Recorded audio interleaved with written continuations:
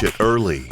Help us teach kids about cancer symptoms through Ultimate Frisbee clinics. Join us and speak up.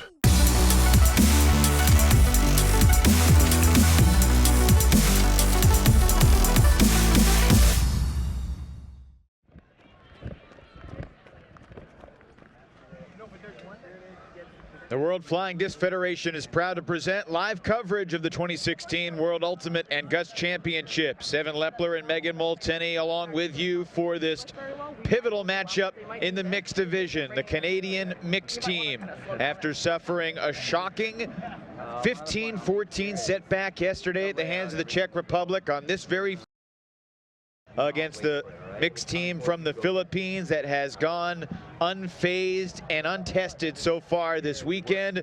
Megan Molteni, this Philippines team, not necessarily coming out of nowhere, but if they were to win this power pool, it would be a surprise to many people. Yeah, well, and interestingly enough, Evan, this Philippines team defeated that Czech team that the Canadians lost to yesterday. So potential here to take this pool and send the defending world championships towards the bottom of the power pool. We should say no one is being eliminated here today. This is not an elimination round. This is just a seed bracket play, but Canadians expecting to come out as the 1 seed. That's already been jeopardized.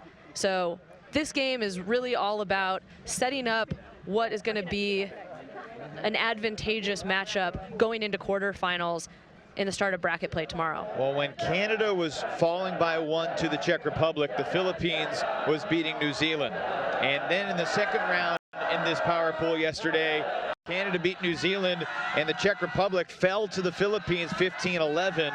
So what that means, basically Canada could still be the #1 seed out of this pool if they win this game by 3 or more. The Philippines certainly aware of that, but they're hoping to win the game, and it is a pretty substantial advantage to win the power pool. It gives you an automatic pathway into the quarterfinals. If not, you'll play an elimination game versus a 3 seed from another pool, and then it's on, because elimination play starts very soon here in London, and the intensity will get even greater. And there's one of the Norden brothers, Jeremy and Justin Norden, the two of the captains of this Canadian team. Certainly folks who are well known in the ultimate community. And the Philippines have really put together a strong squad. And I was chatting with their coach, Carlo Corpuz, and Akira Yamaguchi, talking about how beach ultimate is still the staple of the Philippines, but they have gotten better on the grass, as this week is the evidence.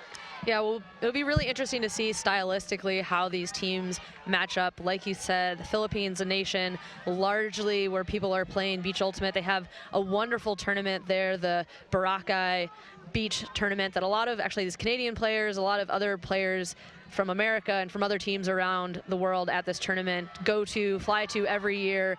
And Boracay, the home country, usually winning that tournament.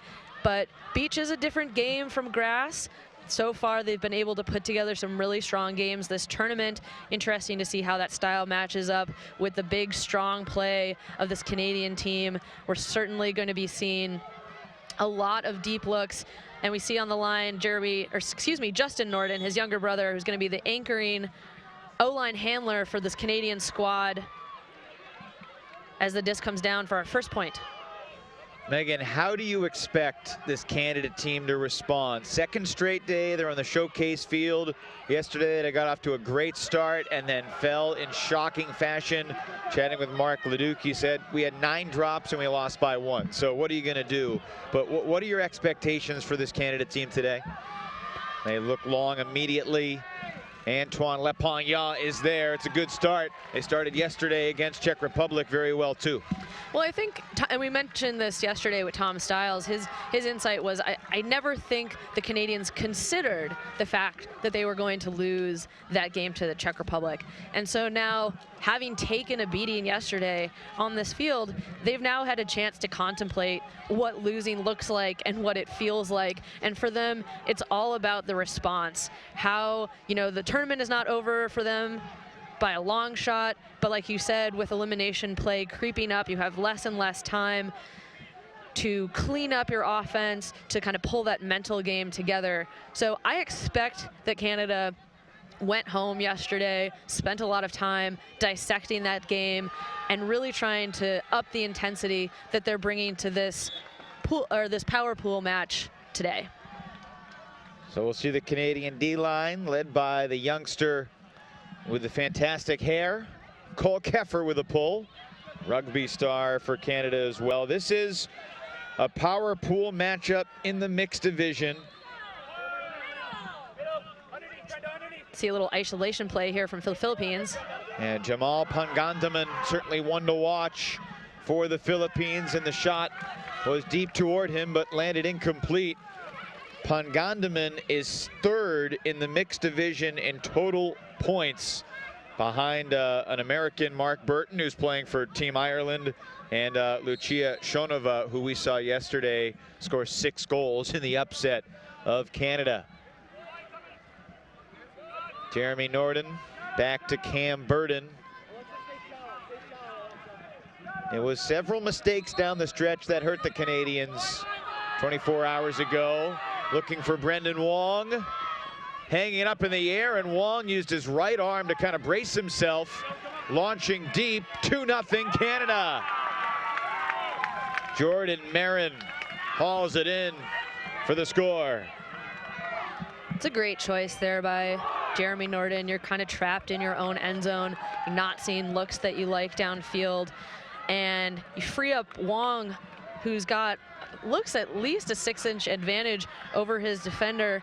Norden finds the perfect throw, hangs it up there, allows Wong to make a play on the disc. Looks like a little push in the back to make that play, and they had a little chat about that after the fact, and then just nice continuation flow. Good start from Canada Mixed. Like you said, this was the same start they had yesterday. What changed in that game? At what point did things start going wrong for Canada? It was incredible because the Canadians were up 4-1 and then 5-2, looking like they were in firm total control, and then it was a couple Canadian mistakes, as we see our game advisor Wally Kwong, and it was the Czech Republic starting to just find its flow on offense. David Novak made some spectacular plays deep. Andre Riedlo was very good. Tomas Klacek had an incredible layout grab early in the game that basically Czech Republic matched Canada's athleticism and then some, which is not something you expect because you think of Canada as one of the more athletic teams in the world. That's a 50-50 disc that wobbles to the ground in the end zone. Canada enters this game knowing that if they win it by 1 or 2, they cannot win the pool. So they're going for it all early.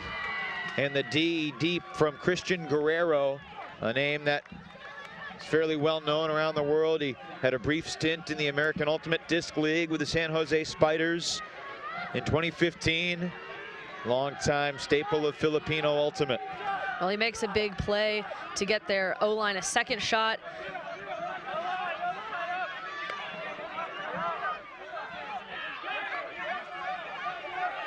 Kevin Pascua, known as Papoy. Back to Pangandaman. Philippines cutters really deep right now. Come on, Jeremy. Feel it. Paulo Peralta to Guerrero. Good pressure here from the Canadians. Trying to get the female player involved. She was open. It was not her fault. It was the throw that was just out of her reach. Yeah, and Pascua had used that throw a few passes previously to get out of trouble in a similar spot, but that one catches the wind, kind of gets that trailing edge, brings the disc to the ground. Canada with a chance to break again. Norden quickly underneath. John Snow. Jeremy Norden. His man wasn't open. Guerrero peeled off, and Leduc could not go over the top. That's 2 heads-up Ds this point from Guerrero. He's really, you can tell he's done his homework. He can tell what Norden wants and when he wants it. And right now he's getting the better of that matchup. And Guerrero wants to take a timeout. So a lengthy third point, 4 turnovers already.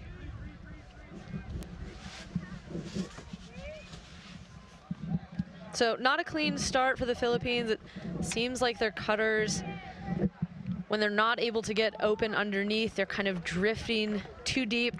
That's going to make it too easy for the Canadian defenders. And then we see Norden going twice for the deep look. Twice he has receivers in space, but twice Guerrero peels off, makes the play while the disc is hanging up in the air. I think this is a good timeout for them. Good work to earn the disc back, but your O-line's gonna need a second to regroup, figure out how to make those little adjustments downfield. Our third member of our broadcast team is Brian Jones, who is down on the field right now. Brian. Jeremy, Norden talked about how they wanted the crew to play for each other and play with a lot of inspiration and energy. They've been doing that so far. His words out of the huddle on the timeout: it's a long, grindy point. Keep it up. Keep playing for each other. Brian, thank you so much. Philippines with the disc after the timeout.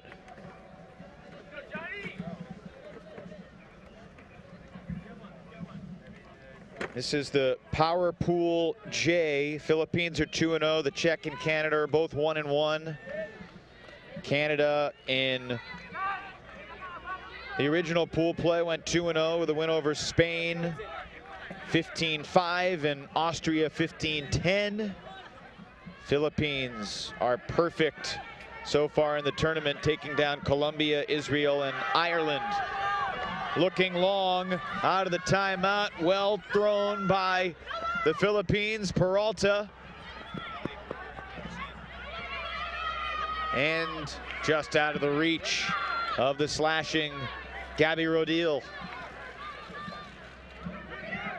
Oh, Guerrero, that's 3 for him. 3 Ds on the point, matching his shirt, and the Philippines are on the board. You think this might be the type of game where the top players will put the team on their backs, and Guerrero is that guy for Team Philippines mixed. Yeah, I think we saw from the stat sheets that Team Canada obviously being led by the Norden brothers, but they're distributing well through the entirety of their roster. And this Filipino team, a lot of points coming from a couple of their key players. Peng Damaman, who you've already mentioned, Guerrero. We're going to see Antonio Francisco out there. He's got 7 goals and 6 assists this tournament so far. And we've seen that early, that they are relying on a few key people. Well, watch Guerrero here.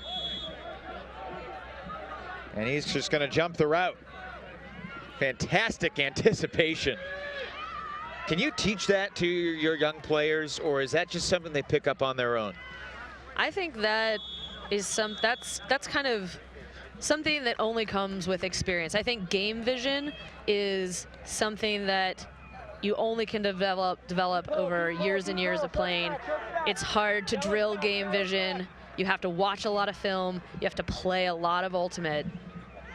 But great play there from Guerrero, getting Philippines on the board.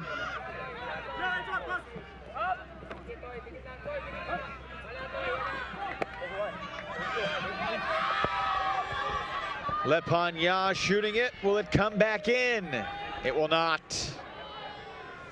And that disc may never have come back in, so it is going to be the Philippines disc all the way back at half field. He had a nice windup stepping around his mark to get that disc off, but the danger in that is if the disc never comes back in and players don't get a play on it, you give it to the other team right where you threw it.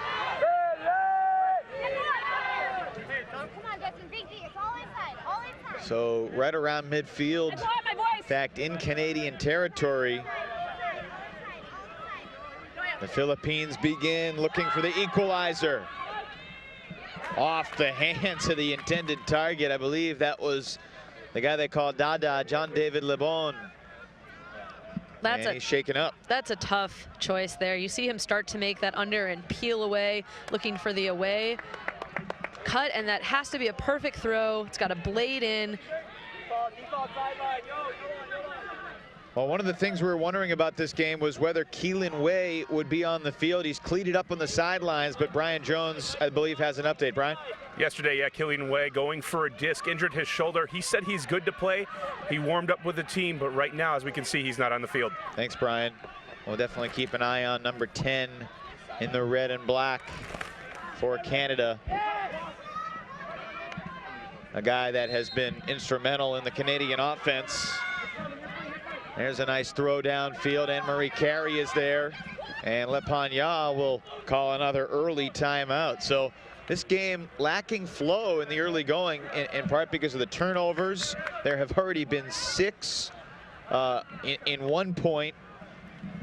And a couple on this point, as Canada looking for the offensive hold, takes a timeout with Lepagna at midfield. And I think that was a real mistake for the Philippines.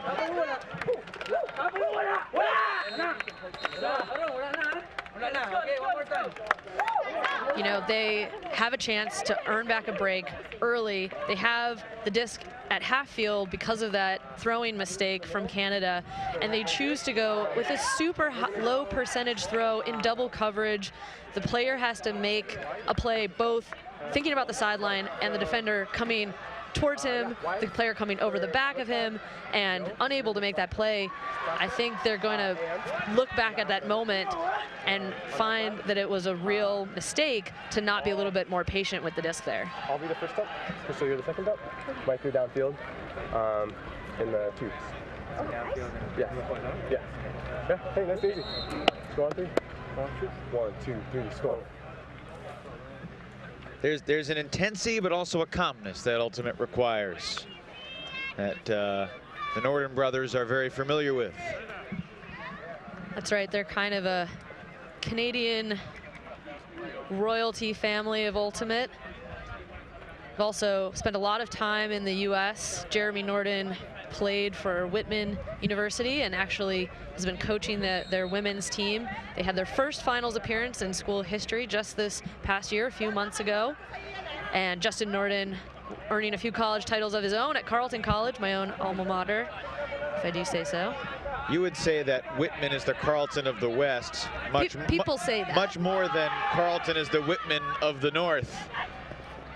Oh, what a job towing it in! Yolan Cabot. Probably not exactly how they drew that up in that huddle, but Cabot makes a big time play between 2 Philippine defenders. Disc kind of hanging up there. Great presence of mind. He's not looking at the line, he's looking for the disc, but he's just getting that toe down, dragging, and hoping that he's still in the field to play, which he is. Look at where the disc is when he catches it out of bounds. It's well beyond the line, and yet he kept that toe not just in, but down. Yolan Cabot, a fantastic player in the AUDL for the Montreal Royale. All-league candidate year in, year out, and a very valuable member for Team Canada, who was quiet yesterday, was not really a factor. Trying to get him involved early, especially without Way. Keelan Way not out there for this point for Canada defensively. Wong, Liu, Bellavance, and Keffer are the 4 male players, with Kovacs, Marin,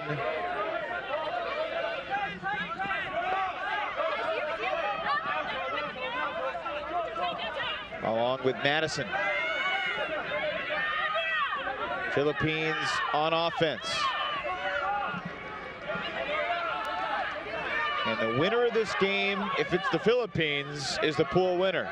If it's Canada and they win by at least 3, then they could retake the pool depending on what happens in the New Zealand-Czech Republic matchup. But another unforced error right there. Some pressure, but just a fumbled disc. Bellavance to pick it up. Use that, Brendo. Use it.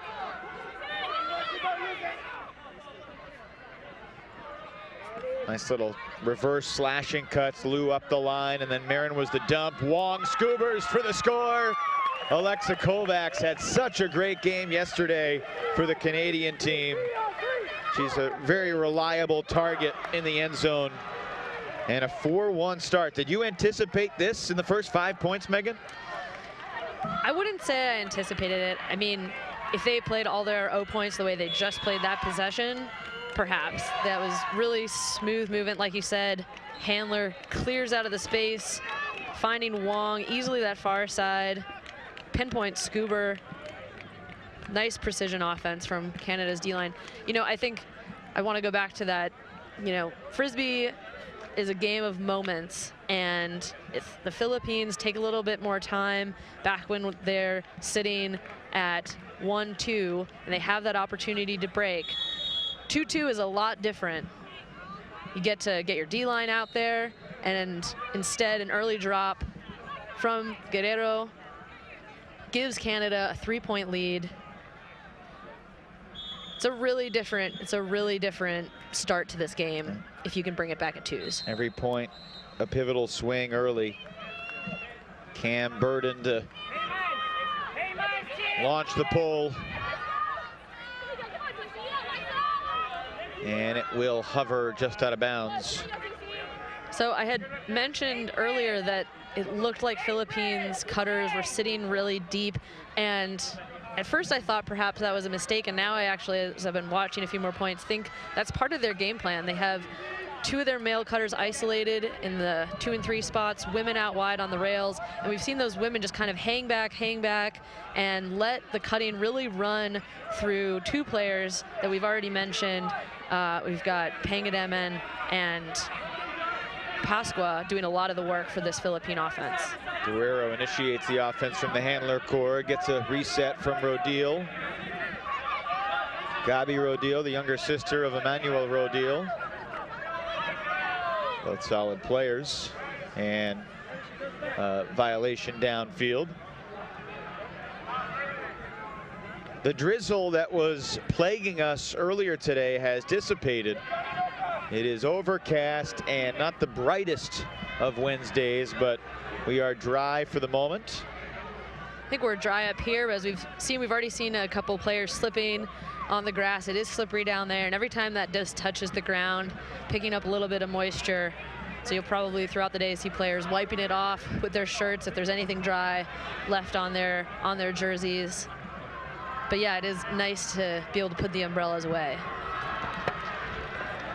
Well, we do have one of the game advisors, Wally Kwong, mic'd up, so he's jogging in to perhaps get involved in this conversation.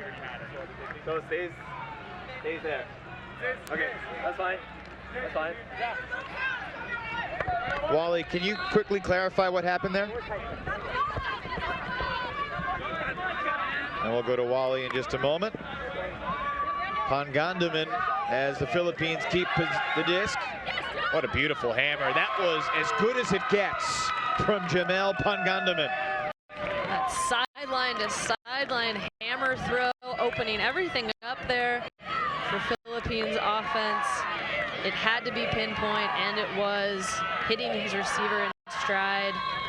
Really, really nice bit of kind of throwers throwing open receivers in that moment. I want to go down to Brian Jones if we can and ask him his perspective on the beach versus sand conversation from the Philippines perspective. And with a throw like that, you know, the over-the-top throws can be very valuable on the beach, but the hammer on a very windy beach day can be very difficult.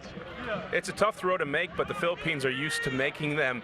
In Beach Ultimate, once you have separation, it's so hard to make up ground for the defense. So the Philippines, great job at running hard. They know how to play in that, and their game is translating very well to grass here today.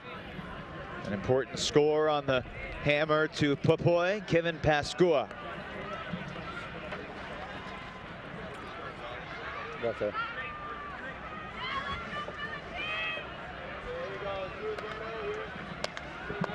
As Canada brings up the disc, when we get a stoppage, we may check in with Wally Kwong about what happened on the last point, just to get clarification. No one was going deep for Lepanya. He's looking around like, what was that? That wasn't what we called on the line. Well, Cabot had started to make that cut, and he curled back around for the under the moment the disc went up in the air.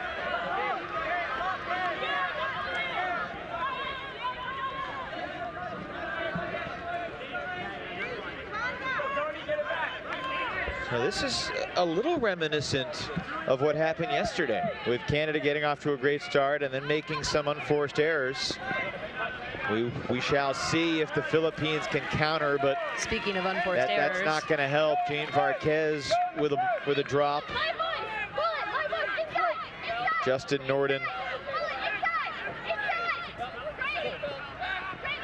Good touch on that dump. Mike Aizawa to the near side of the field for Crystal Koo. Aizawa had it knocked away, can't recover. A backfield turnover, Philippines into Canadian territory. This is Emmanuel Rodil, known as Heyman.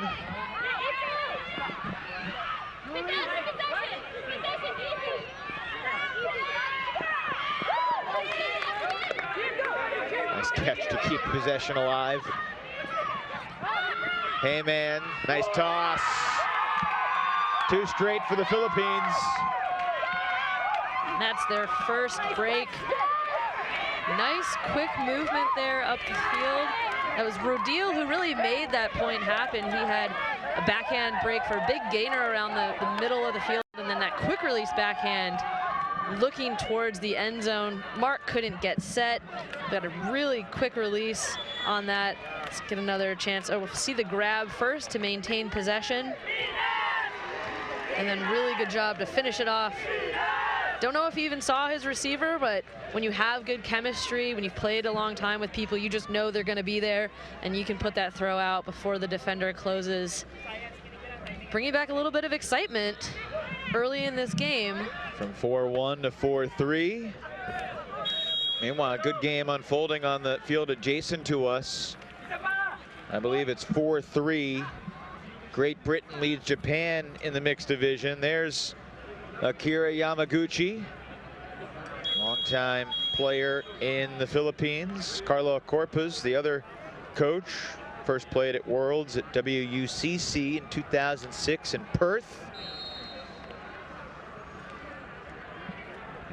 And Akira Yamaguchi, actually a Chicago background, plays with Machine, coaching the Philippines.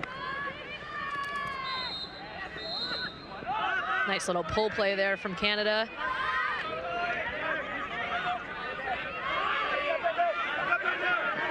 Leduc resets to Burden. Wong. Norden. So Canada moving well out of that initial look. They kind of send the near cutters deep and get a slashing look under for the disc, but not much continuation off of that. Kind of trapped here on this near sideline. Disc with Norden though.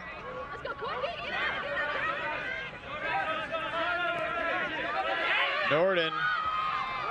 You can see him wind it up. Wong got a hand on it but could not haul it in. Philippines looking to attack in transition. Two good throws to get out of the shadow of the end zone. Looking long. Hanging in the air. What a grab. Antonio Francisco with the third straight score for the Philippines. And their sidelines erupting into that end zone. It's a great grab from Francisco.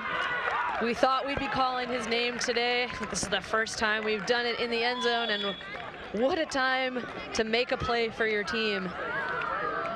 Is this feeling a little bit like deja vu for you? It feels very similar, and you know, Wong so close, had this hand on it, and then just bing, bang, boom, right down the field.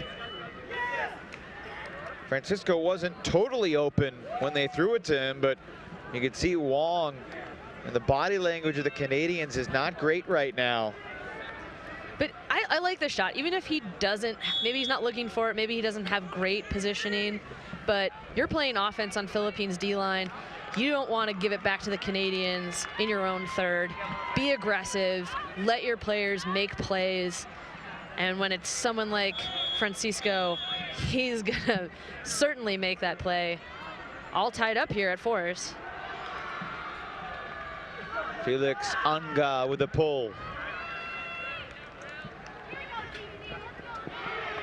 Justin Norden, Joel Bellavance, Yolan Cabot, the initiation cutter.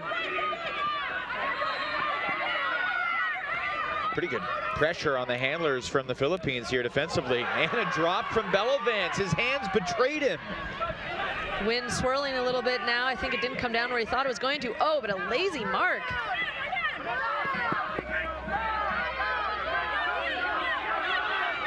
Little pop dump and a violation downfield. Certainly didn't impact the throw to the dump. Philippines sacrifice yardage, but get the refresh of the stall. Anga. Bullet Dumas. Rodil. Looking. Still looking. Blade Cabot. Nice little poach D there from Cabot. The Philippines wanted that upline strike. He moved into the area. Rodil thought he could go over with the blade. I think he hesitated 1 second and Cabot read it. Another chance for Canada.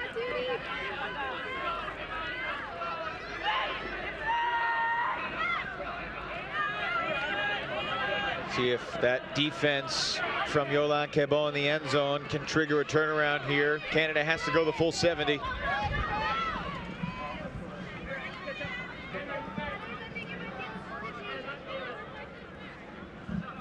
Certainly impacts his Canadian team to not have Keelan Way out there. He was such a focal point of their offense as an initiation cutter and often throwing assists. There's a forced huck. Tremendous comeback effort from Bellavance. Laying out around Wendell Go, forcing it up the line, and a great toe job from Hikit Lapagna. Antoine Lapagna got the toe down. Not the first time he's done that.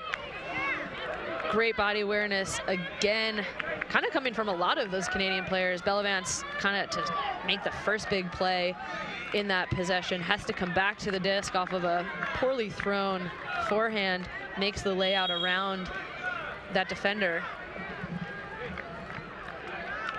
So Canada up 5-4 after the Philippines had scored 3 straight. Let's send it down to the third member of our broadcast team, Brian Jones. Right after the last couple of possessions, Canada was reeling just a little bit in offense. They talked about some of the confusion on the last plays and decided that they needed to go back and move the disc quicker. You've seen the defensive intensity, and now it's just about ramping it up here for the offense.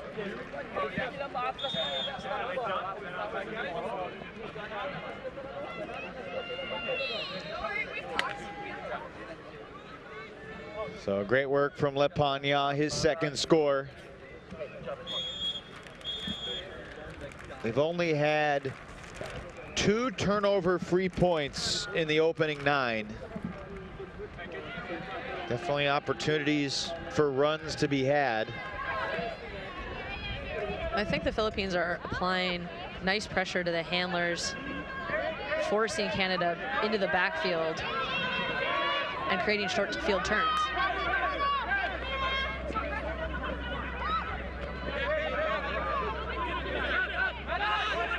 Coming underneath, Keelan Way has made his entrance.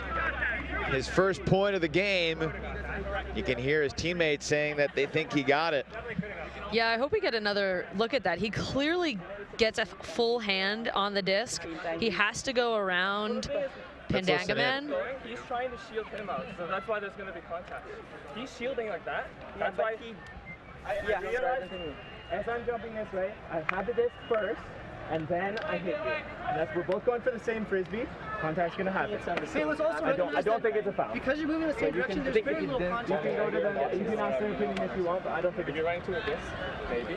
But if he's trying to shield, if you. I mean, the reason Yeah, I think I'd still get the disc if you didn't bump me. I mean, I'm gonna ask their opinion anyway. I think shielding, if you're shielding someone, you're gonna. Because it is my opinion that contact was made before the disc it affects the catch. No foul. Or 0. Okay, your disc. So the game advisor stepping in there to clarify things a little bit, saying that contact was initiated by Wei prior to his getting the hand on the disc, and it will be a foul. Disc will be in on 0 with Pendangaman.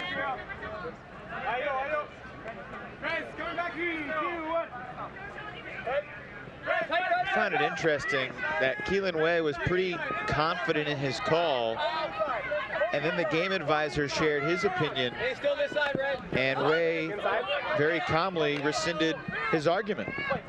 Well, there's not a lot of good to be done by arguing. Another hammer. Not sure who it was intended for. Either way, it worked. 5-all is now the score. And great little bid there by Peralta. He certainly wasn't in the best position, so I'm sure he was pleased to look up from the ground after that bid and find his teammate making an easy catch.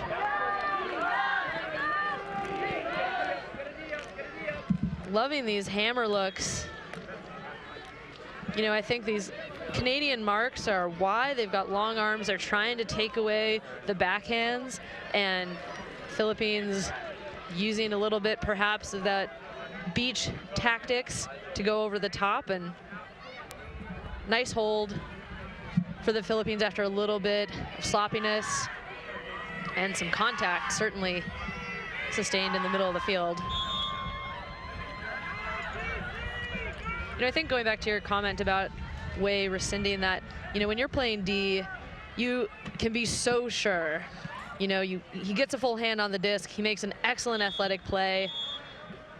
But so you feel confident, but, you know, you have to recognize that other people have other perspectives. And, you know, I think nice display of spirit, but not surprising. Aizawa may have been able to let that disc sail out of bounds, but instead decided to make the catch. Here's Cabot. He's got La Pagna, but it's a 50-50 contest. And it's Pasigna who makes the play. How about that? Oh, he read that so well. He was right on the hip of the Canadian offender.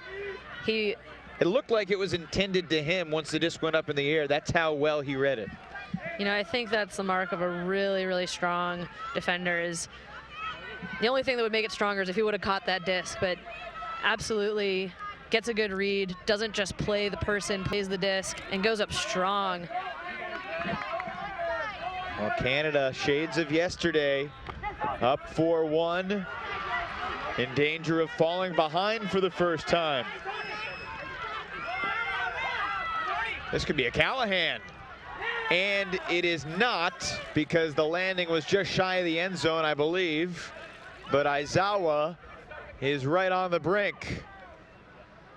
He'll dump it to Lepagna, and the swing to Norden.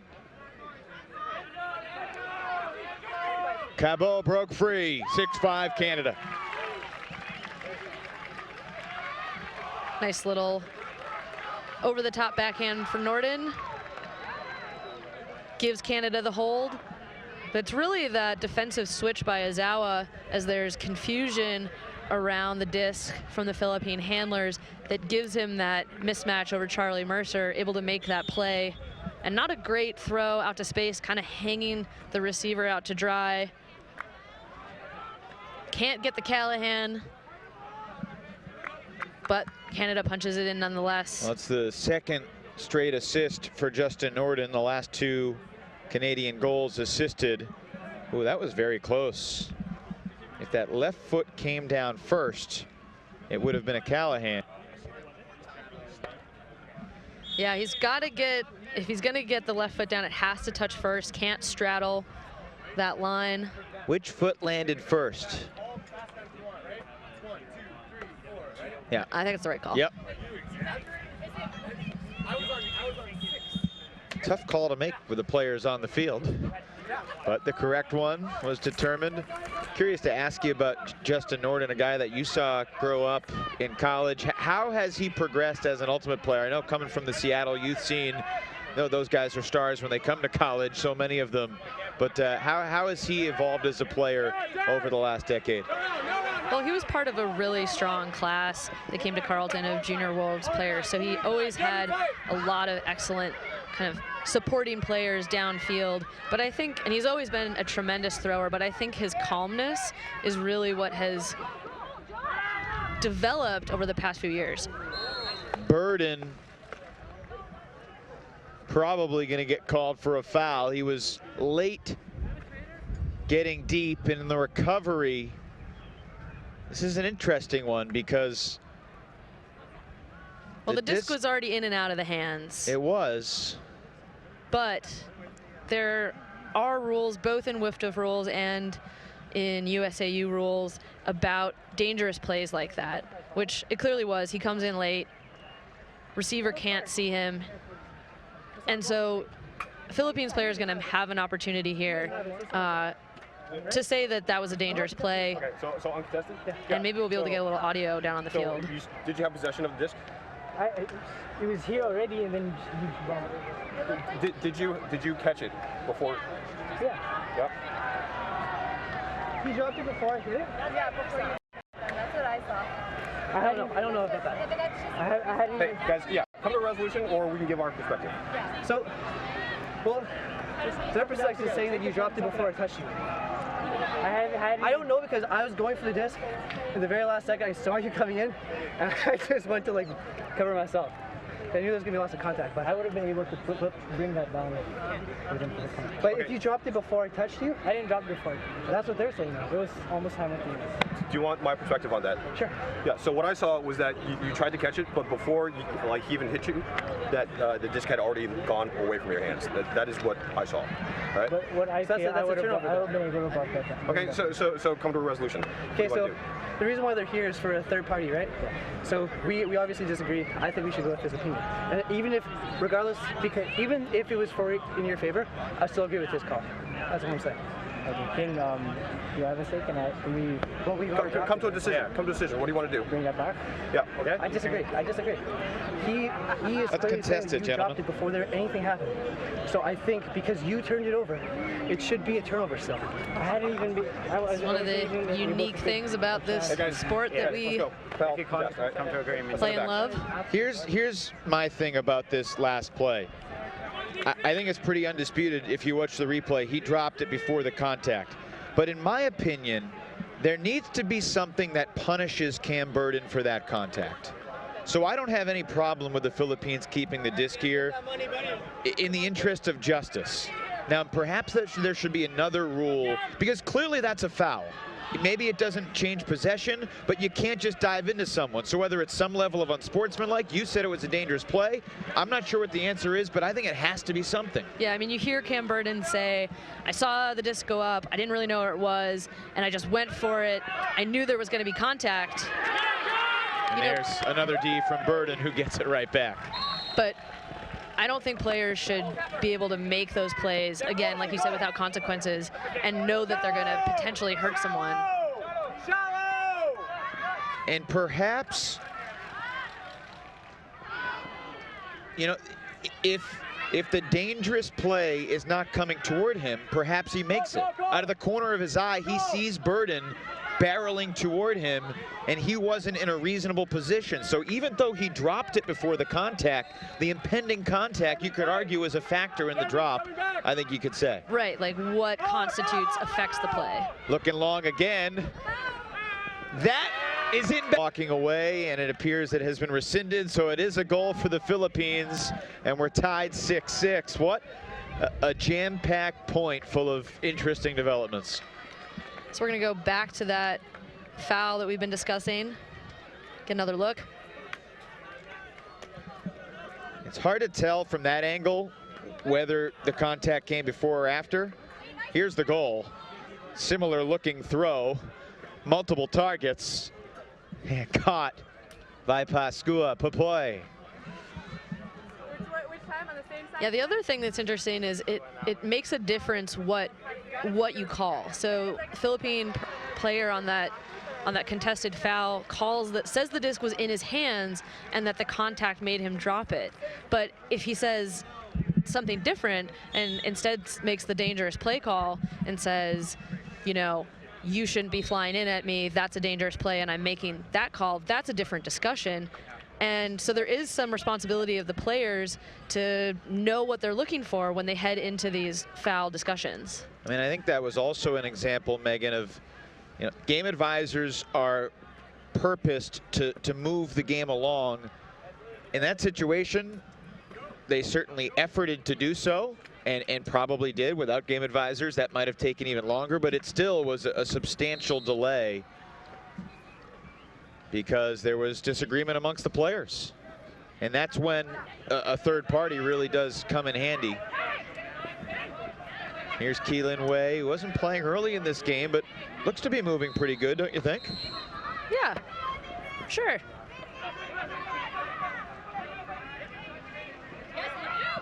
Way shakes free of his defender, Wendell Go, swings it to Yolan Cabot, to space, off the hands of the laying out Canadian Christy Mater. I beg your pardon, that's Julie Mowens. They were looking for that same kind of offensive flow to that break side, and again looking for the high release backhand to make the score, but that time too far for the receiver. Can't quite toe it in, it's kind of dropping quickly off her hands, but a hard play to make. Right up the line, reset. Hanga forward for Go. Philippines moving quickly now.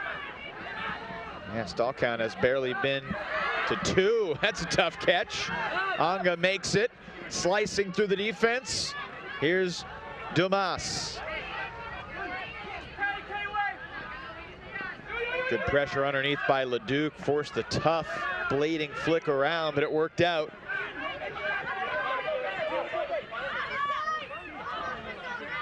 Tin Garcia, and her throw falls incomplete, but again a discussion will ensue. That time I think he may have stopped rotation on the disc by the time Way came through with that block, and I think he's not going to contest that.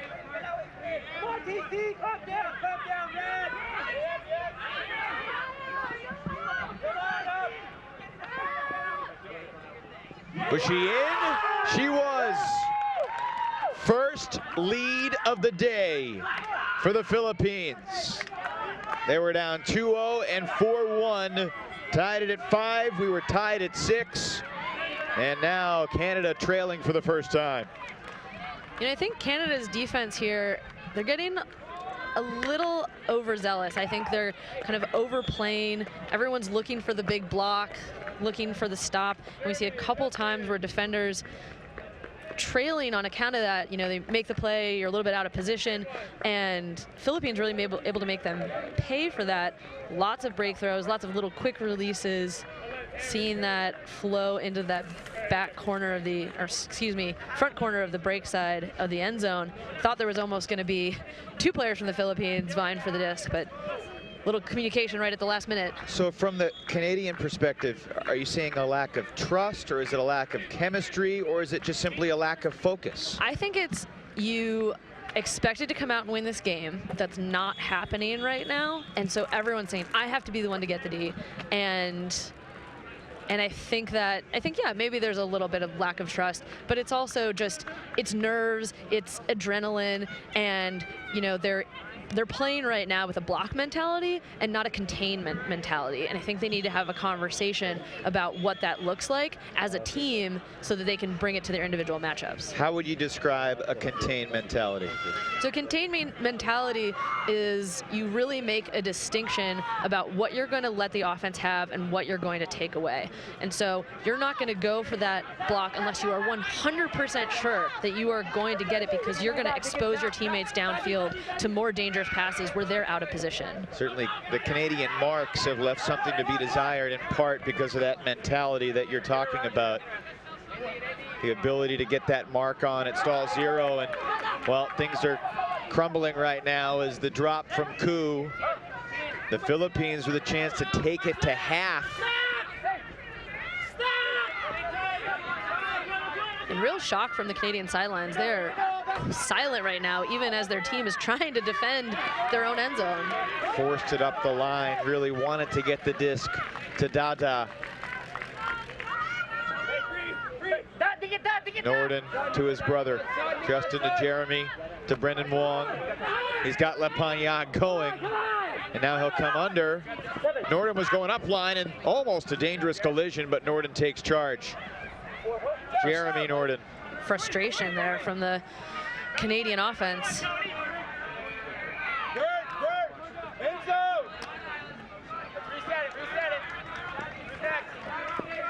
Justin Norden to Jeremy, back to Justin.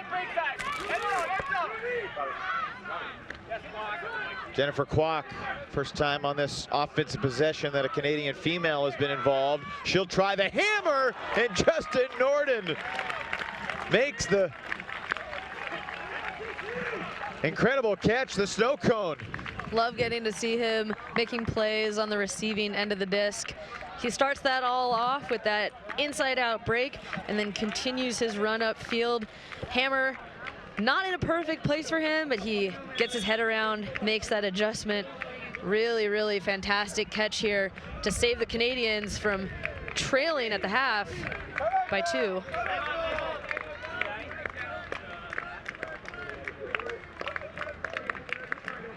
So we are tied at 7, and we'll have a point to take half. On offense, it goes for everyone. Once you go down the field, you cannot stand in the middle of the field downfield. You have to clear the sideline or make a fucking cut. Standing in the middle of the field is useless to us, and it clogs the shit up. So a little bit of frustration we hear from the Canada's side of things, from their huddle, and I think that makes a lot of sense. We saw that point. There were a couple of occasions where cutters felt like they were being looked off, continued their cuts into the handler space, and really not clean offense for middle chunks of that point. Brian Jones, what do you see down in the field? I just wanted to reiterate something that Megan really brought up, and the idea of taking away a portion of the field on defense. It's something as a coach you strive for, to tell people that you really can only take away a quarter of the field at a time. It's impossible to go out there and just guarantee that you're going to get a block. You try to play real team defense. If Canada can switch to that mode, they certainly have the athletes to do it and create turnovers in other ways than just an individual making a big one. Well, part of the issue has to be that this Canadian team did not have a ton of practice together heading into the World Championships. They basically had one mini camp weekend, and they've put things together this week at the World Championships. There's been a lot of training on their own, and certainly many of these players have experience playing with one another, but it's small pockets of players. 2, 3, 4 players will play together, but 7 are not necessarily all on the same page at the same time. And the out-of-bounds pull will give the Philippines an edge, taking it from the brick mark, 20 yards in front of the end zone, center of the field. Yeah, I think that can happen, you know, when you have an all-star team you're putting together for Worlds. You know, so many of these players are used to being the people to get it done for their club teams, and you've got them all on the field at once. Everyone wants to be that person making it happen, and if you don't have the time to come together, figure out what people's roles are, and really kind of settle into them, it can kind of be a battle of egos out there. Christian Guerrero taps in the disc, marked by Bellavance. Not much space, but the disc finds its way to Pangandaman. Keelan way on the mark.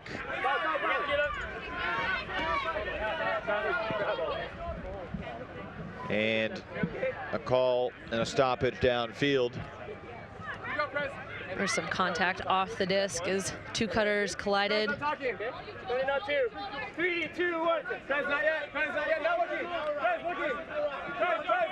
Pangandaman lets it fly. Guerrero and Bellavance, and over the top of both of them, it lands in the possession of Rodil. Nice job staying calm in traffic by Gabby Rodil. Panganiban to the end zone. Halftime taken by the Philippines. They were down 4-1. They take half 8-7. An impressive turnaround in this battle for the top spot in the power pool here at Worlds. I think Panganiban kind of got away with one there. He puts up that shot to Guerrero while he already has Rodil deep of her. She is deep of that play when that disc goes up, and the men misread it. She's able to get on the end of it, and they finish the play. But I think that is less about, you know, kind of vision and execution and more about luck than anything. It was perhaps a slight mistake by Mowens getting very close to the back of Guerrero when she should have perhaps been more concerned about Gabby Rodil, the player she was guarding, who was laying back.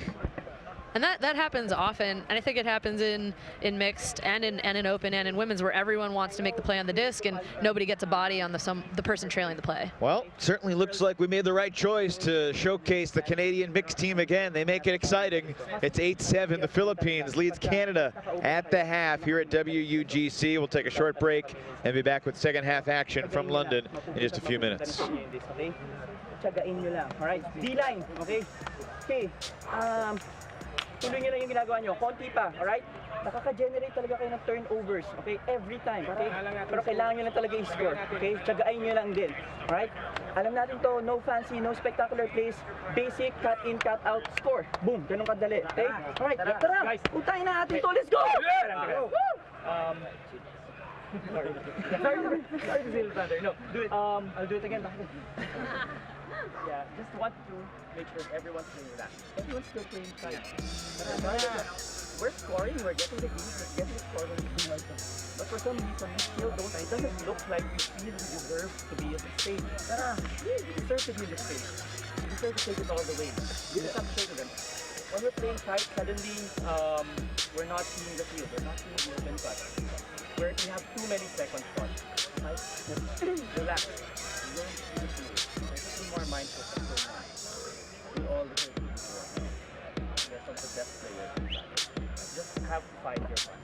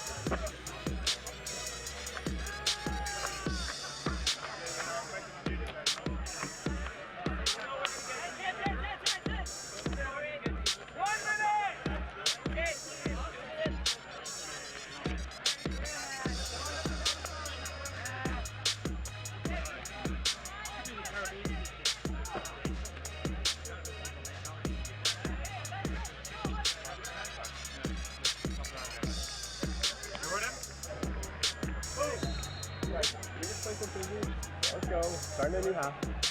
This is the only half of the tournament that counts. Right? So let's go out there. It's going to be 0-0. We're going to start on B, and we're going to roll. Right? We had a little roll from the beginning. Our sideline was up. We came down a little bit. Right? It's not acceptable at this level anymore. We're going to stay up. We're going to fire each other up by being on the field, making awesome plays. We're going to fire each other up from the sideline. We're getting the block. We're getting the block. We're getting the pass. We have got to challenge to this and come together. That's what we're going to do this half. We're going to go. Let's go, Canada. Come on. TCL 3, 1, 2, 3. TCL!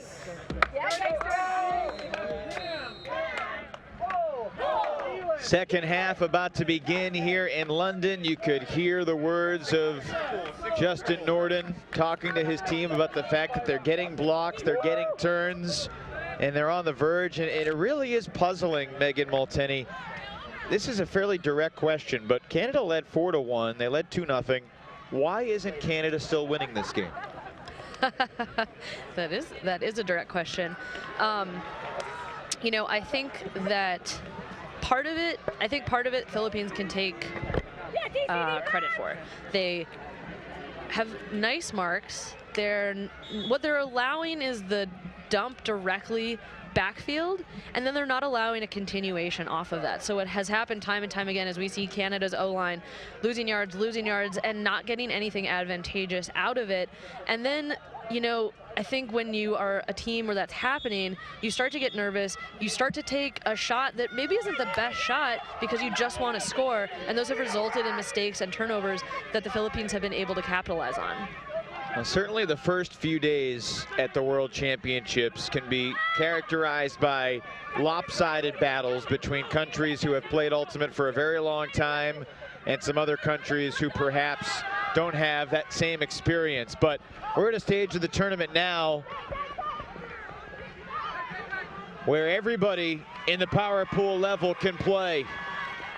And that was fast. There was an interesting travel back early in the possession that they didn't really stop play. They just kind of reset the pivot foot.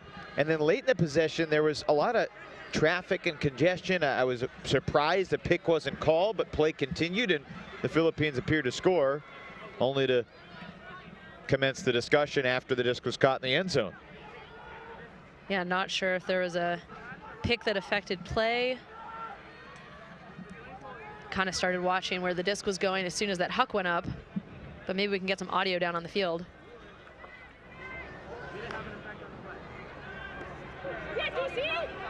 Brian, any observations from being down on the field at halftime and seeing the body language of both teams? A lot of silence here from the Canadians, and right before half we heard them go into the huddle about how they need to bring energy and how it's unacceptable. And from a coaching perspective, you want your team to always be at a high level and not be concerned with the actual score of the game or the outcome. The score should not dictate how much energy you're putting into things.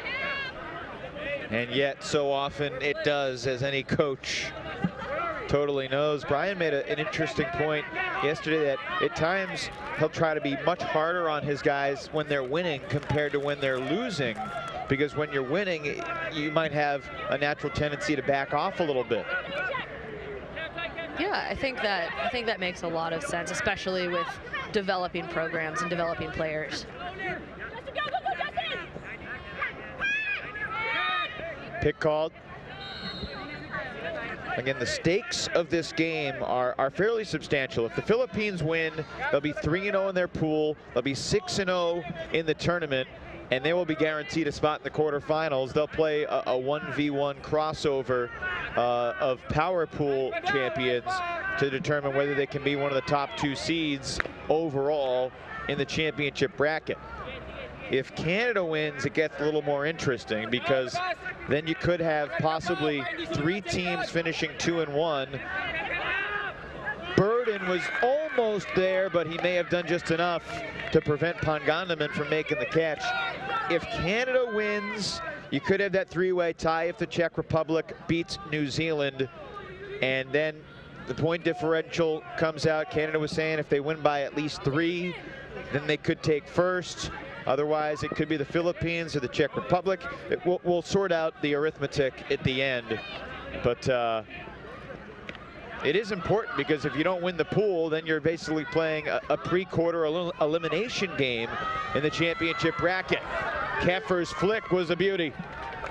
Run down by Team Canada. And Keelan Way in the end zone from Jordan Marin.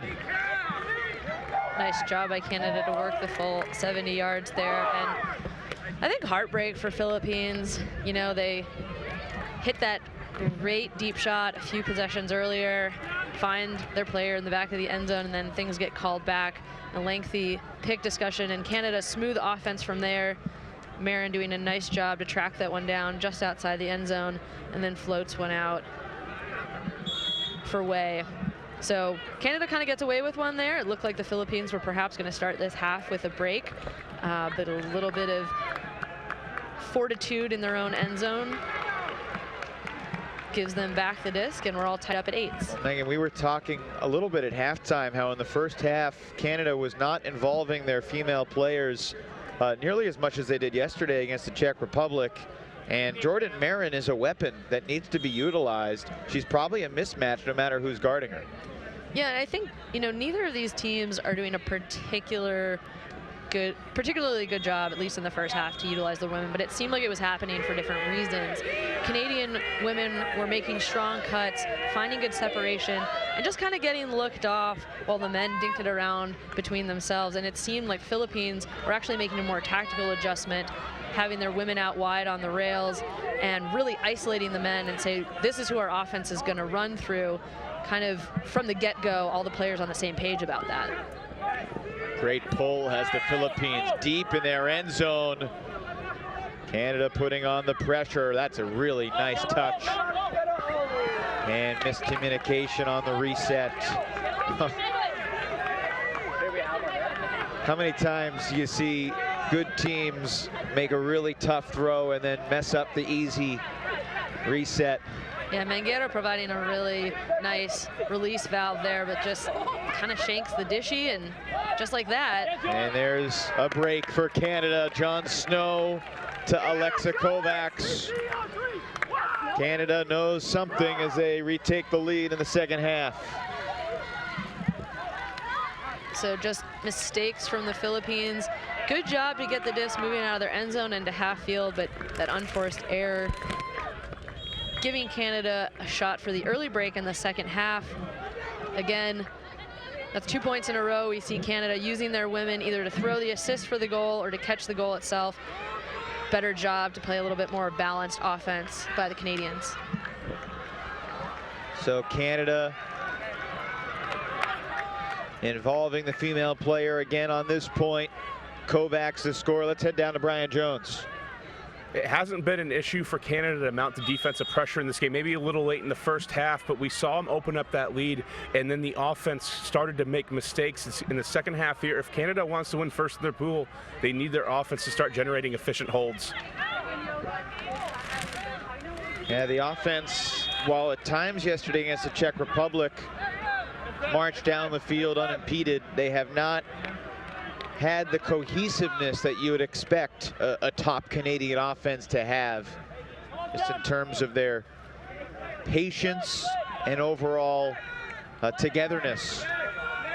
Well, in a long tournament like this, sometimes you try to plan to play into that cohesiveness. Maybe you don't have it day 1 or day 2 or day 3, but your plan is to find it by the time we get to elimination play.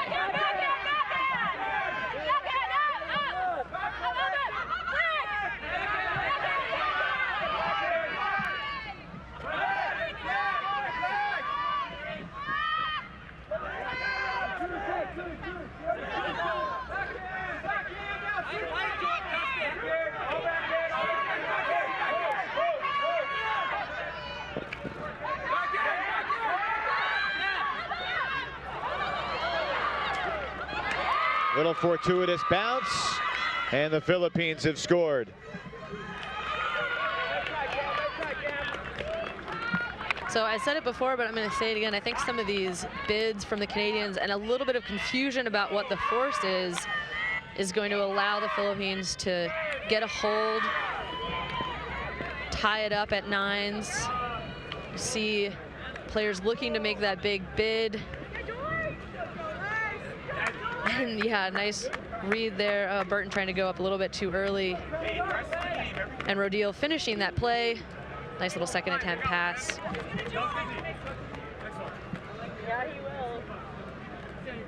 Well, in the mixed division, these two teams are certainly two contenders. On the field adjacent to us, Great Britain and Japan mixed are going head-to-head. USA mixed has gone through so far without a loss. USA in a power pool with Germany, Ireland, and Hong Kong. Playing the Ireland mixed team at the moment.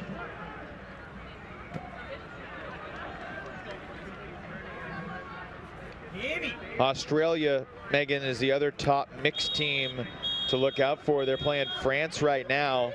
Australia trying to remain perfect in the mixed division in the tournament. Went 3-0 in Pool B, wins over New Zealand, Portugal, and Finland. And in the power pool, the Australians taking down Colombia and Spain. Yeah, we got to catch some of that Colombia game in our stream yesterday, and the Australians looked like they had a lot of weapons. They've brought over the legend Tom the Gak Ragaki to the mixed side, trying to load up that mixed team in this World Games bid year. And they'll be fun to watch. I imagine we'll see them again later as we get deeper into this tournament. Well, for the countries that have had Ultimate a little bit longer, just qualifying for Worlds and making the national team is an accomplishment. Just being here is so special. That's a huge blading flick, and it's intercepted by Taji Pasigna, and he quickly threw it away as a Filipino player tumbles into the sideline. That was the 13 shirt, Dada. I think he didn't realize the wind had just started just now to start gusting. I think his backhand there caught a bit of that wind. Haven't had much of it this game. It just sailed out of bounds. It's a quick set of turnovers. We're back to Canada on offense.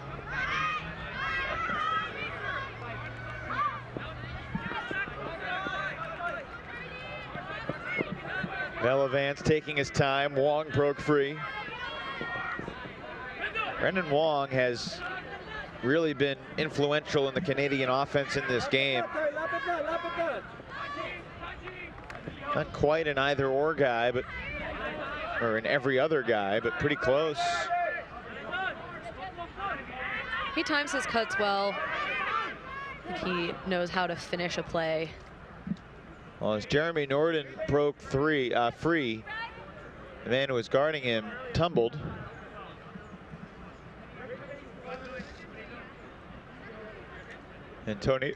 Antonio Francisco.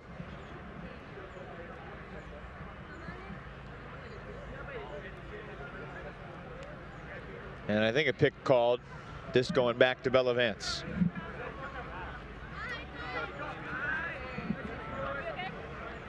Team Canada, the champion of the mixed division 4 years ago in Sakai, the #1 seed coming into the tournament. They went undefeated in the first round of pool play, but then in the power pools, the Czech Republic shocked Canada yesterday morning, coming from a 3-goal deficit down in the first half to win it on Universe. He's just calling the contact. Right. Yeah, so that he stopped because he got hit with the contact. Kind of see Norden making contact with Francisco's jaw. Getting that contact by being so close to me that I couldn't get even. Understood. So I don't think it's a foul, but he's still calling contact on him. That's why he stopped. That's the only thing he's saying. So could he just contest it or something? Yeah, come to the resolution. Okay, we have another opinion. What did you see? Yeah, so I saw both of you were vying for unoccupied space, right? Is what I saw. So, so if we're both vying for unoccupied space, I don't think that's a foul on me, right? So nevertheless, the contact, so that's why he stopped. So they called a foul. Yeah. Right. So if you guys aren't going to disagree, we'll just play foul contest. Okay, so we return it this way. Thank you so much, man. That's another interesting case because I understand the point of both of them. If it wasn't a foul, Jeremy Norden has no obligation to stop.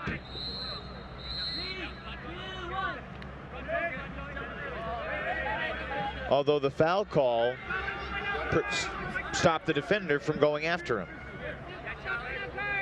Yeah, we've still got a lot of gray areas in the rule book in this sport, but it's all part of the fun. Woo! Oh, not sure that would have been caught if not for the big bid, but Pasigna with the impressive acrobatic layup.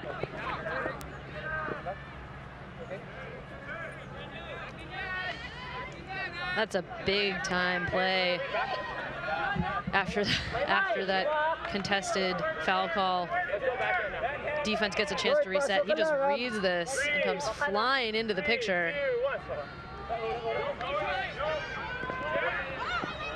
This is going to be tough. A mistake on the difficult cross-field swing. Yeah, that's 2 big defensive plays for Pasigna and 2 throwaways at this point. He also made that play on that deep disc we saw earlier in the point from Norden, threw it away on this sideline. Same thing again. I think he's just got to go flick there. Those backhands are not dialed in for this wind. Canada leads by 1 after Brendan Wog punches it in. Megan, I'm not a mathematician, so I'm going to be relying on your expertise because I think it's getting close to the time where we have to start talking about point differential. If Canada, well, I'm not a mathematician either. If Canada wins this game.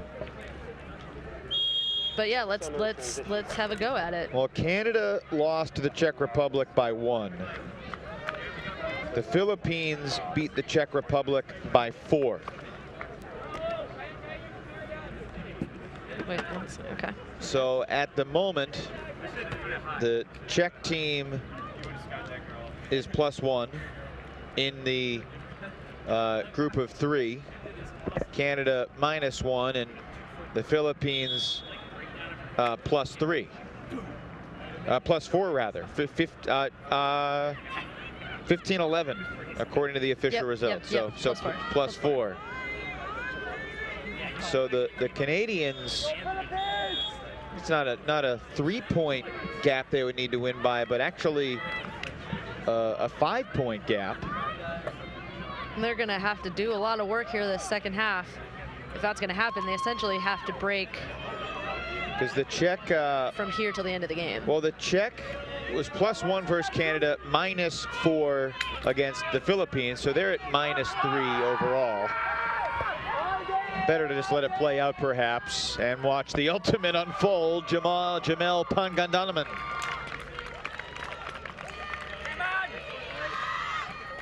I love this choice here for Philippines. They had a long previous point, going upwind, not able to connect on the passes, and they just send their best player, their highest leader on the scoreboard right now, into the deep space. No. Now I understand why it was 3, and I'll explain in a moment. It's complicated. Jamel Pangandaman. And that's just a really pinpoint pass there from Pasqua. Puts it exactly where Canada's defense can't get it, and Pangandaman can. So we're all tied up at 10s, and like you said, if Canada wins this game by 3, their ± in the group of 3 would be +2. The Philippines afterwards would be +1 after the 3-point loss. So that is why a 3-point Canadian win, if you're following. It takes a long time to get there. But Team Canada currently in a 10-10 battle. Game to 15, still 24 minutes away from the soft cap. Oh, and someone's blown a little coverage on the Philippine side. We have an unmarked Canadian cutter. Bellavance wanted the hammer. He had Wong deep. Instead, reversing it around, Norden to Cheng. Andrea Cheng back to Justin Norden, and contact downfield.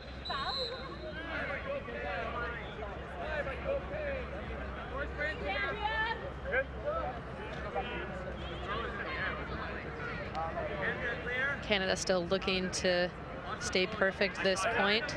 No turnovers yet.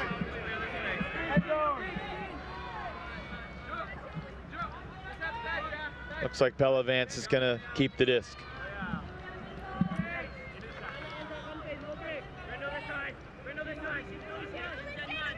He wanted the break. Lepagnan broke free to the open side, but Bellavance had committed to the dump.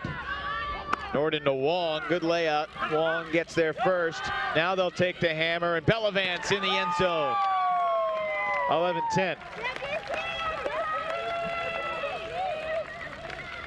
So well done by Canadian O-line to come out of that hold, get a hold, free of turns, despite some heavy pressure from the Philippines. I think they're doing a really good job of, even when they do have a bid, they're able to pop right back up, get that mark on there. You know, it wasn't a backhand that got this goal, but the just taller Wong reaching completely over the Philippine mark. Bellavance nicely, he's cutting towards the middle of the field. He makes eye contact with Wong and just frees up a little bit to the break side. Really perfect hammer.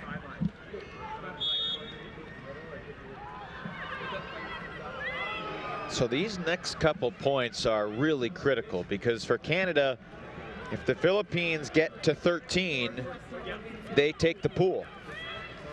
Yeah, it's kind of one of those weird, it almost feels like a it's an aggregate soccer match. yeah, or like when the time cap goes off and you get scored on but you still win. Few slight drops of mist have begun to fall here in London. Hard to believe that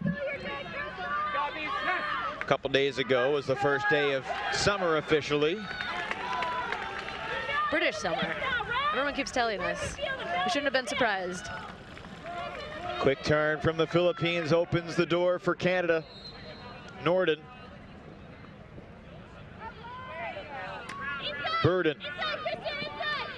Norden. Marked by Peralta. You could see Norden committing to the pivot, keeping an eye on the swing. He wasn't even looking downfield.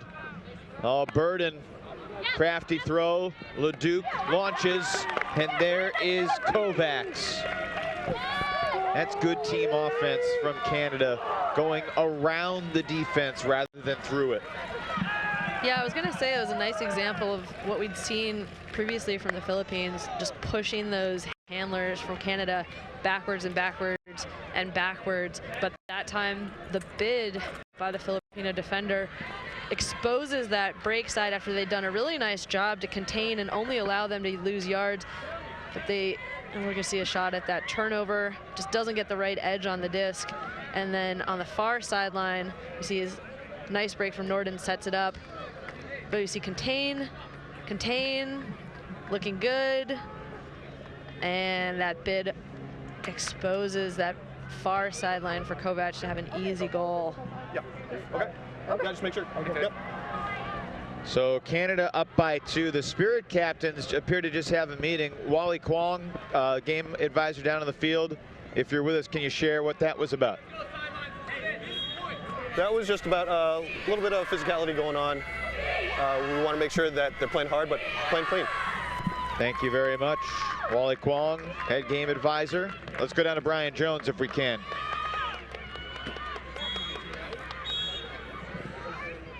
Just talking to some of the members on the sideline for Team Canada, it looks like they were upset with a little bit of contact on one of the last sequences, getting called for some fouls that they felt were ticky-tack, and then the Philippines returning the favor. So both Spirit captains called in just to make sure everything was a clean game, as Wally said earlier. One of the stories of the tournament, the fact that yesterday there were 3 Spirit timeouts across the complex.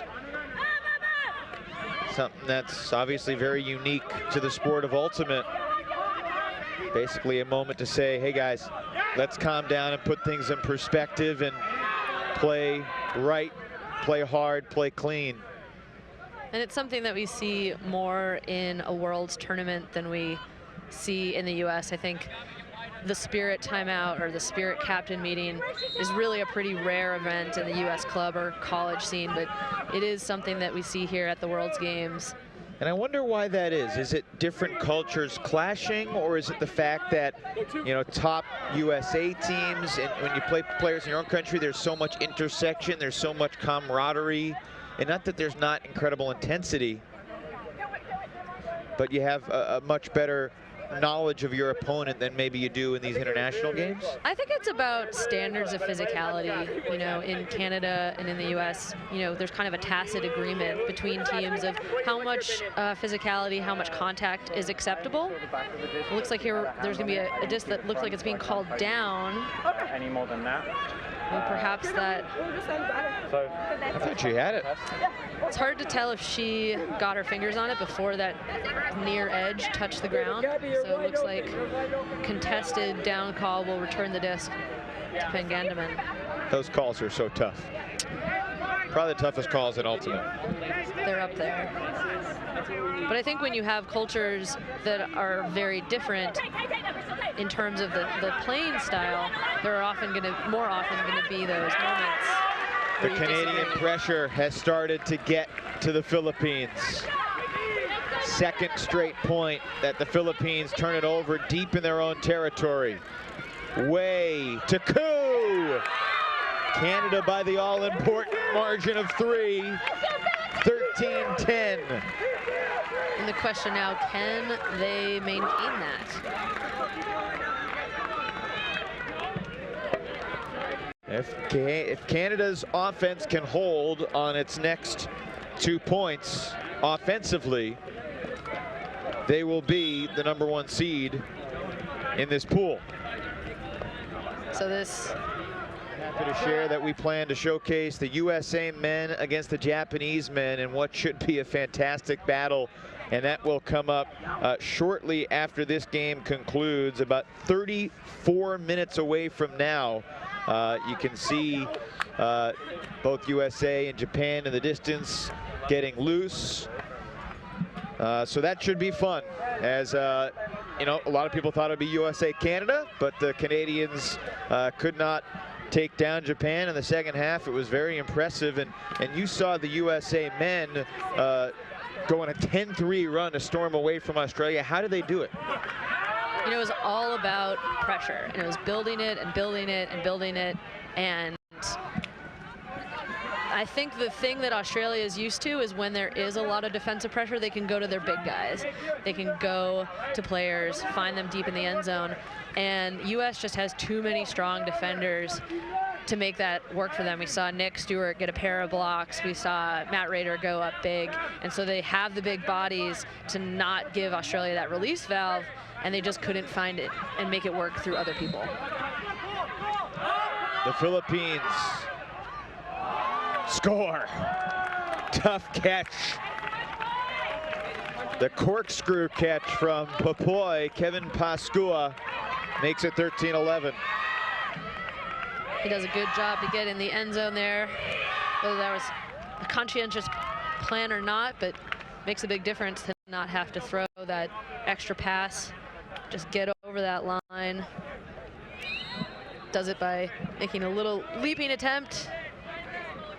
Just gets his body over that. All right, so Philippines now have their offensive hold, and the question is, can they squeak out a break here late in this final game of power pools? We were tied 10-10, then 3 straight for Canada. Kevin Pascua, the spinning catch, the assist for Jamel Pangandaman.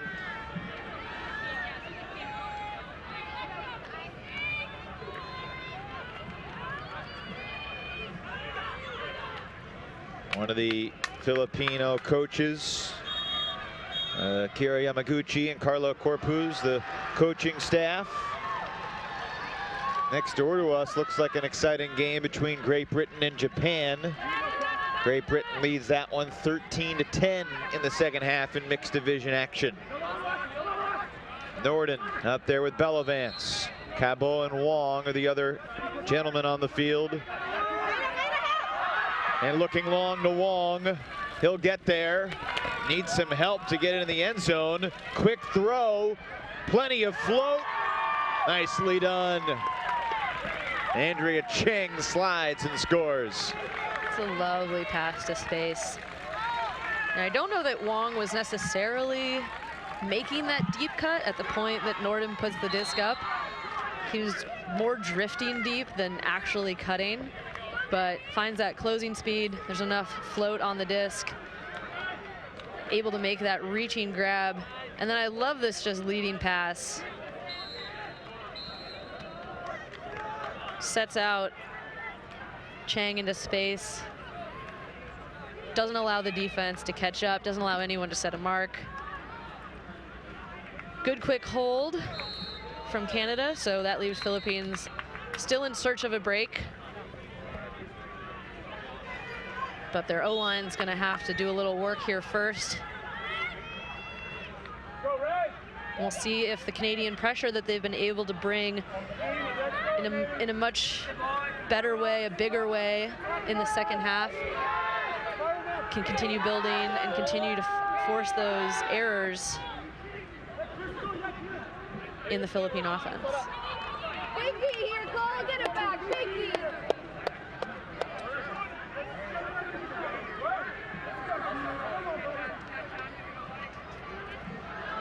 So Team Canada, if they can break to win here, they will improve to 2-1 in the power pool, and via point differential, they would take the pool over the Philippines and the Czech Republic.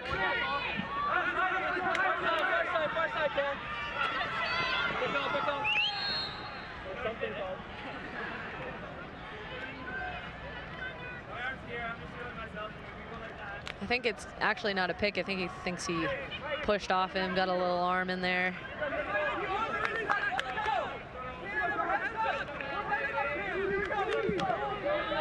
Just go back to Gabby Rodil, and they'll take the same choice. A little bit of poaching now happening, making the resets hard. Wei thought he got another hand block. I think it was still in the hand. You see the way the disc came out, it looked like it had some torque on it from two people making contact at the same time. So he just said, Christian, can you please talk to him? Can you please fed the disc? We still fed the disc. Hey, we're in the field, we're outside, we're not doing anything. I mean, he's an impartial observer, and he's telling you that. We feel that they have the disc. My perspective is that have the lead, we need to play stand again, so we need to make a decision. In the end, it's up to you, but I'm calling foul. Okay. Christian, you can talk to him. I know. Norden frustrated on the sideline, talking to a former teammate in Christian Guerrero. It's a tough call for a guy like Christian Guerrero, because you want to back your current teammate.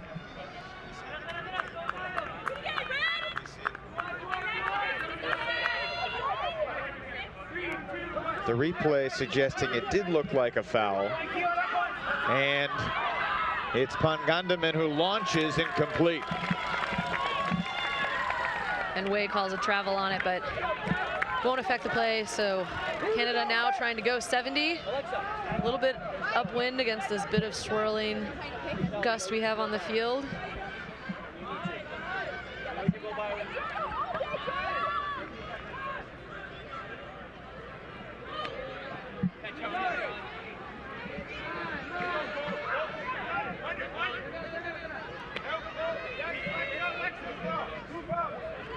And so Canada can win this game if they can work the disc, and that 4-point differential would give them the #1 seed in this power pool.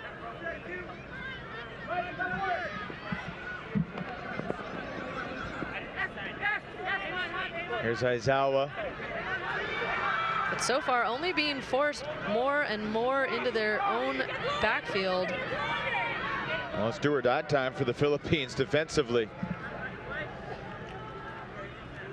So in the mixed division,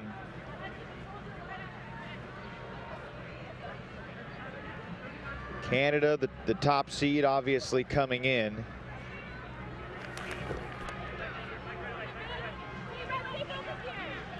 Let's quickly head down to Brian Jones. Brian? Some conversations taking place between the leadership between the two teams, trying to figure out what to do here with the game advisors and just figure out how to play a clean game. In my opinion, I think the trust is just kind of broken down at this point. Yeah, it certainly feels that way. Huge play there by Way to maintain possession on that far sideline. You talk about trust in your teammates, but there's also an unspoken trust between you and your opponent that is sort of giving them the benefit of the doubt until they do something to lose that. And when that happens, you don't know what's going to happen next. It can linger or it can unravel. Kovacs has done it. Canada from up 2-0 to down at half to a 15-11 victory. And that is enough via point differential. Canada, the top seed, will win the power pool and advance into the quarterfinals. In an important game. So Canada victorious 15-11 to take Pool J. That'll put them in a 1v1 crossover against the winner of Pool L, which is going to be either Great Britain or Japan. Great Britain has a 14-11 lead there, trying to close it out. So GB versus Canada perhaps.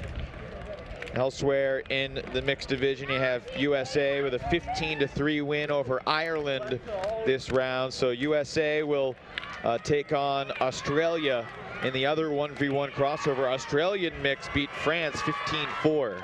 So neither of those teams have yet to be tested at this tournament.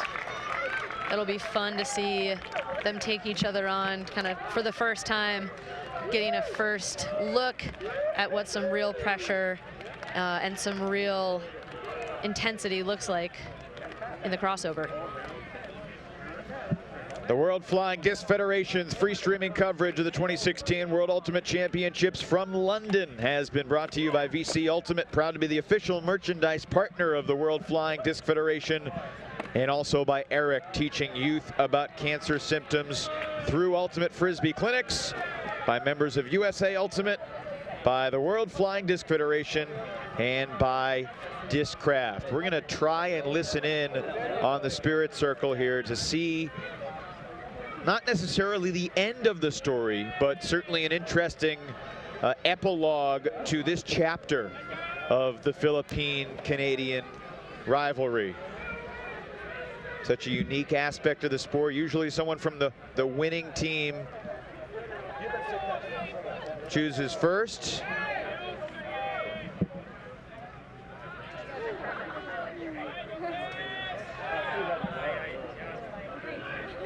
All right. Okay, Canada. Thank you for that game. It was really a pleasure playing the #1 team in the world.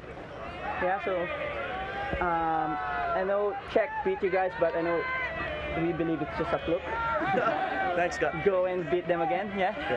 Yeah, especially coming from the country just started playing 15 years ago and playing you guys here. It's really, really an honor. So that's why we're here to play the top teams in the world, so we know, we gauge where we are at the moment. And you guys showed out how smart you are in the field, how talented your players are, and that taught us a lot. So thank you for that game, and good luck on your next game. So hopefully we see each other again. Hopefully this is not the last. All right, thank you guys. 3 cheers for Canada. Hip hip! Hooray! Hip hip! Hooray! Hip hip! Hooray! Thank you, Philippines. We saw so many amazing plays. We were watching as many of your games before as we could, and we just saw the level of athleticism on the field is unreal.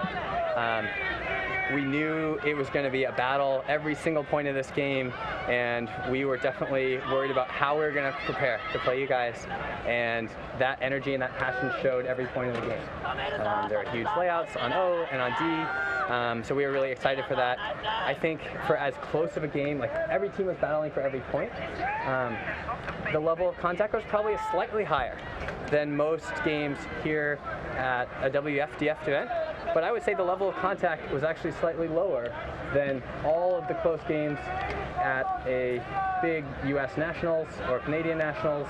So I think we actually found on the contact side a reasonable balance. You know, like I said, it was a little more contact than most of the games here, but I do think it was a little less contact than the games at home. So thank you for like striking that balance on the contact.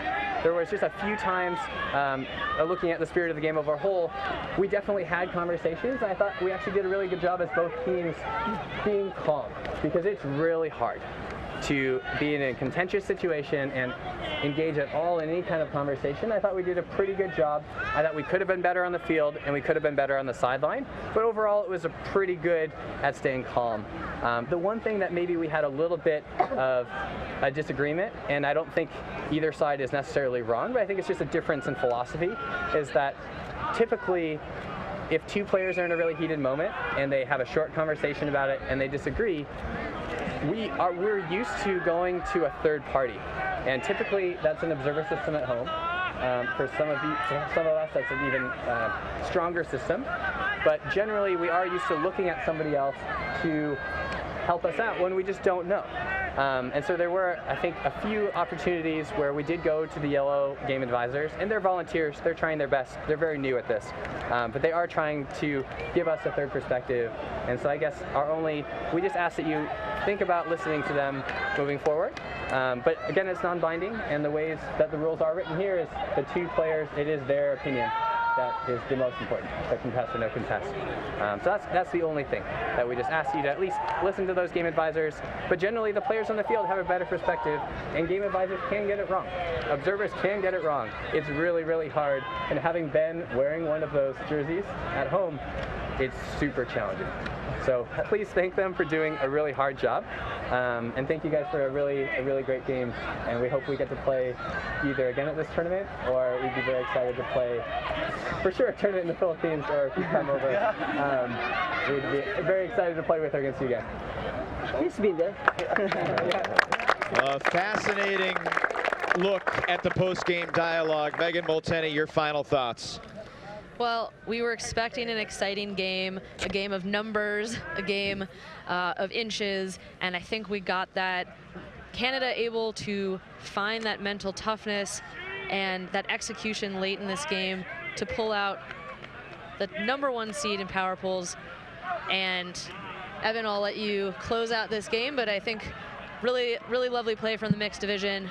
Excited to see more of these games later this weekend. Final score, Canada 15, Philippines 11. In less than 20 minutes, we'll have USA versus Japan, men's ultimate from the showcase field here in London. But for now, we say so long from the World Ultimate and Guts Championships in the United Kingdom. For Megan Molteni, Brian Jones, and our entire crew, Evan Lepler saying so long for now. We'll be back soon. The action continues all week here at the Championships in London.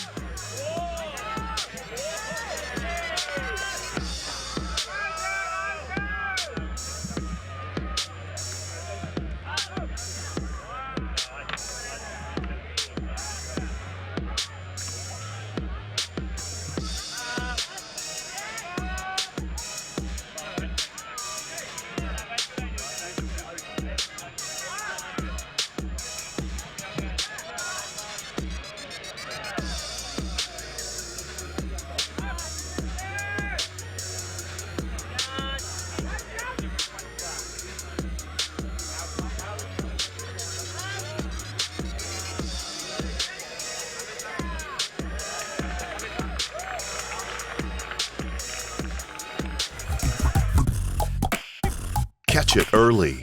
Help us teach kids about cancer symptoms through Ultimate Frisbee clinics. Join us and speak up.